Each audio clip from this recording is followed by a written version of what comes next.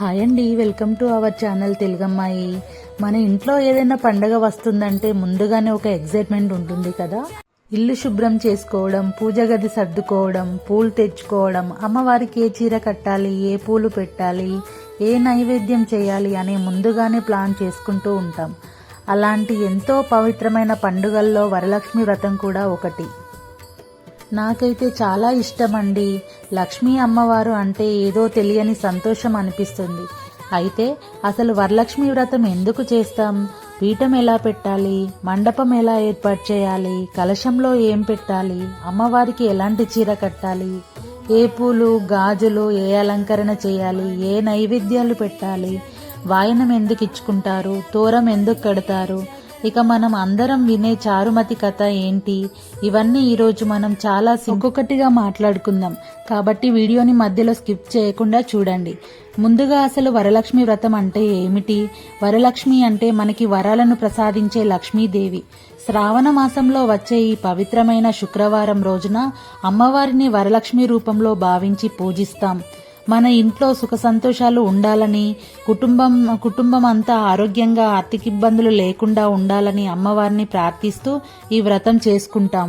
ముఖ్యంగా సుమంగళి స్త్రీలు తమ కుటుంబం కోసం భక్తితో ఈ వ్రతాన్ని ఆచరించే సంప్రదాయం మన దగ్గర ఉంది. ముందు రోజు ఇంటిని సిద్ధం చేసుకోవడం. వ్రతం రోజు ఉదయం హడావుడి కాకుండా ముందు రోజే కొన్ని పనులు చేసుకుంటూ చాలా ఈజీగా ఉంటుంది. ఇంటిని శుభ్రంగా చేసుకోవాలి. పూజ చేసే ప్రదేశాన్ని క్లీన్ చేసి ముందే పెట్టుకోండి. పూజకు కావలసిన పసుపు, కుంకుమ, పూలు, పళ్ళు, కొబ్బరికాయ, మామిడాకులు, అరిటాకులు, దీపం, ధూపం, నైవేద్యానికి కావలసిన సామాగ్రి ఇలా ముందు సిద్ధం చేసుకుంటే పూజ సమయంలో టెన్షన్ ఉండదు. ఇక పీఠం ఎలా పెట్టాలి? ఇక మనం పూజ చేసే ప్లేస్లో శుభ్రమైన పీఠం పెట్టుకోవాలి. పీఠానికి పసుపు రాసి కుంకుమ పెట్టి దాని మీద మంచి పద్మం ముగ్గు వేసుకోవాలి.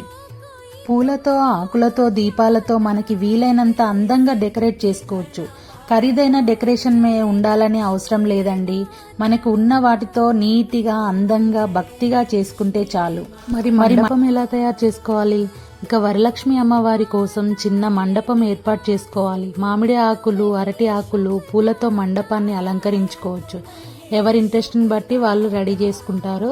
కొందరు రెడీ అయిన మండపాలు కూడా ఉపయోగిస్తారు. మనకి ఏది వీలైతే అది చేసుకోవచ్చు. పూజ చేసే ప్రదేశం శుభ్రంగా ఉండడం, మనసులో భక్తి ఉండడం ముఖ్యమైన విషయం. కలశం ఎలా ఏర్పాటు చేసుకోవాలి? ఇక ఇప్పుడు మన పూజలో చాలా ఇంపార్టెంట్ అయిన కలశం దగ్గరికి వచ్చాం. ఒక శుభ్రమైన రాగి చెంబు తీసుకొని అందులో నీళ్లు పోసి పసుపు, అక్షింతలు వంటి పవిత్రమైన ద్రవ్యాలు వేసుకోవచ్చు. కలశానికి పసుపు రాసి కుంకుమ పెట్టి కంకణం కట్టాలి. మామిడి ఆకులు పెట్టి పైన కొబ్బరికాయ పెట్టాలి. ఆ కొబ్బరికాయ పైన ఒక జాకెట్ పీస్తో రవిక బట్టను పెట్టాలి. తర్వాత ఆ కలశాన్ని వరలక్ష్మి అమ్మవారి స్వరూపంగా భావించి పూజ చేస్తాం. అంటే మనం కేవలం ఒక కలశాన్ని పూజించడం కాదు, అమ్మవారిని మన ఇంటికి ఆహ్వానించి పూజిస్తున్నాం అనే భావనతో కలశాన్ని ప్రతిష్ఠిస్తాం. అమ్మవారి అలంకరణ. ఇక మన అమ్మవారి డెకరేషన్ అంటేనే చాలా స్పెషల్ కదా. అమ్మవారికి అందమైన చీర కట్టవచ్చు. ఎరుపు, పసుపు, ఆకుపచ్చ, గులాబీ, మెరూన్ లాంటి శుభప్రదంగా భావించే రంగు చీరలను చాలా మంది ఉపయోగిస్తారు. మనకు నచ్చిన శుభప్రదమైన చీరను భక్తిగా అమ్మవారిని అలంకరించవచ్చు. గాజులు, పసుపు, కుంకుమ వరలక్ష్మి వ్రతం రోజున సుమంగళి స్త్రీలు కూడా ప్రత్యేకంగా అలంకరించుకోవడం మన సాంప్రదాయంలో ఉంది.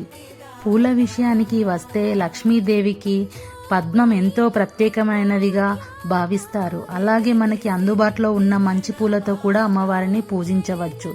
నైవేద్యాల విషయానికి వస్తే పాయసం, పులిహోర, చక్కెర పొంగలి, గారెలు, బూరెలు, లడ్డూలు, పండ్లు మనకి వీలైనవన్నీ చేసుకోవచ్చు. కొంతమంది పాలు పాయసం, కొబ్బరి పాయసం చేసినవి తీపి పదార్థాలు కూడా నైవేద్యంగా పెడతారు. అమ్మవారికి నైవేద్యం పెట్టినప్పుడు మనస్ఫూర్తిగా సమర్పించండి. ఇక చాలా మంది వరలక్ష్మి అమ్మవారి దగ్గర ఏనుగుల బొమ్మలు కూడా పెడతారు. దీని వెనుక ఒక బ్యూటిఫుల్ సింబాలిజం ఉంది. ఏనుగంటే బలం, వైభవం, రాజసానికి ప్రతీకగా మన సాంప్రదాయంలో భావిస్తారు. లక్ష్మీదేవితో పాటు ఏనుగులున్న రూపాన్ని గజలక్ష్మి రూపంగా కూడా చూస్తాం.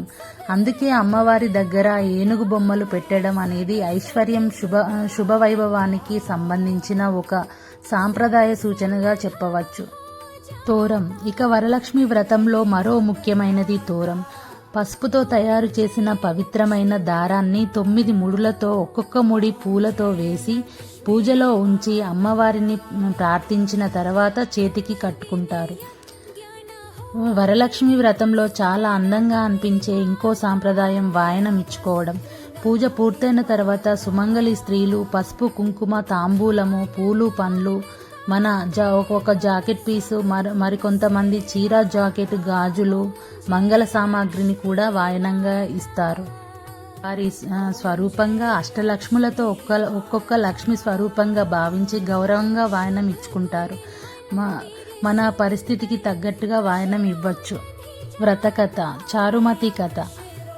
ఇక ఇప్పుడు మనం చిన్నప్పటి నుంచి వినే చారుమతి కథ గురించి తెలుసుకుందాం. పూర్వకాలంలో కుండినం అనే పట్టణంలో చారుమతి అనే స్త్రీ ఉండేదట. ఆమె తన భర్తను, అత్తమామలను ఎంతో గౌరవంగా చూసుకుంటూ భక్తి శ్రద్ధలతో జీవించేదని కథ చెబుతుంది. ఆమె భక్తికి సంతోషించిన లక్ష్మీదేవి ఆమెకు కలలో కనిపించి వరలక్ష్మి వ్రతాన్ని ఆచరించమని చెప్పిందంట. చారుమతి తన కుటుంబ సభ్యులతో కలిసి ఆ వ్రతాన్ని భక్తితో ఆచరించింది. కథనం ప్రకారం వ్రతం చేసిన తర్వాత ఆమెకు, ఆమె కుటుంబానికి అనేక శుభాలు కలిగాయని చెబుతారు. అందుకే వరలక్ష్మి వ్రతాన్ని భక్తితో ఆచరించే సాంప్రదాయం మనలో కొనసాగుతూ వచ్చింది. ఇక ఇప్పుడు పూజ విధానానికి వస్తే పూజ ఎలా చేయాలో చూద్దాం. ముందుగా ఇంటిని శుభ్రం చేసుకొని పీఠం ఏర్పరచుకొని కలశాన్ని ఏర్పాటు చేసి వరలక్ష్మి అమ్మవారిని ఆహ్వానించుకోవాలి. తర్వాత గణపతిని ప్రార్థించి సంకల్పం చెప్పుకోవాలి. అమ్మవారికి పసుపు, కుంకుమలు, అక్షంతలు, పూలు సమర్పించాలి. లక్ష్మీదేవి అష్టోత్తరం లేదా మీకు తెలిసిన లక్ష్మీ అష్టోత్తరాలు చదువుకోవాలి. తర్వాత నైవేద్యం సమర్పించాలి. తోరాన్ని పూజలో ఉంచి పూజ పూర్తయిన తర్వాత చేతికి కట్టుకోవాలి. అమ్మవారికి హారతి ఇవ్వాలి. ఆ తర్వాత సుమంగళి స్త్రీలకు వాయనం ఇచ్చి వారి ఆశీస్సులు తీసుకోవచ్చు. ఇలా అమ్మవారిని భక్తితో పూజించుకొని మన కుటుంబం కోసం ప్రార్థించాలి. ఈ వీడియో నచ్చితే లైక్ అండ్ షేర్ చేసి మీ సందేశాలను కామెంట్ రూపంలో తెలియజేయండి. మన తెలుగమ్మాయి ఛానల్ని సబ్స్క్రైబ్ చేయండి. ఓం శ్రీమాత్రే నమః.